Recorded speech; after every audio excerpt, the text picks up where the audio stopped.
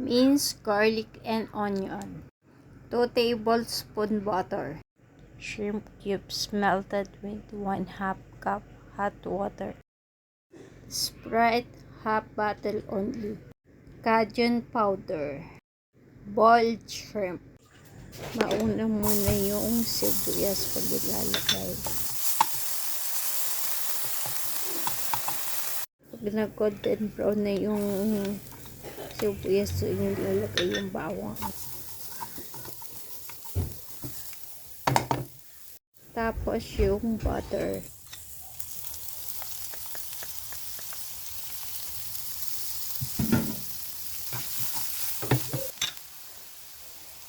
Naglalagay ako ng konting ketchup, papakulay.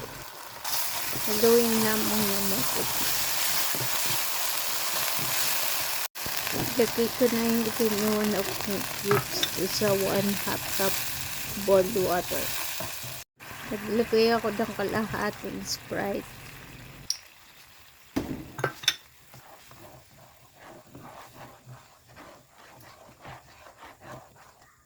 Tapos naglagay ako ng Cajun powder, tatsa lang. Hinalo ko lang maputi hanggang sa mawala na yung powder ng Cajun.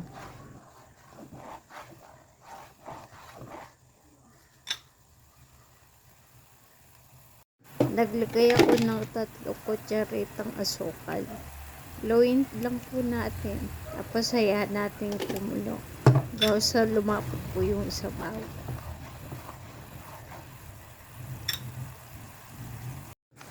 Ayan po yung sabaw. Dapat ganyan na po. Bago natin ilagay yung hipon.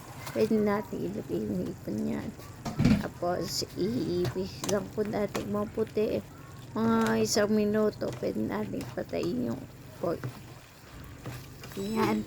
Tapos na po tayo. Tapos pwede na po siyang insert nun. Hindi po Cajun recipe yan na hula-hula lang po. Baka kalaan nyo o kaya sabihin nyo kulang po yung ingredient.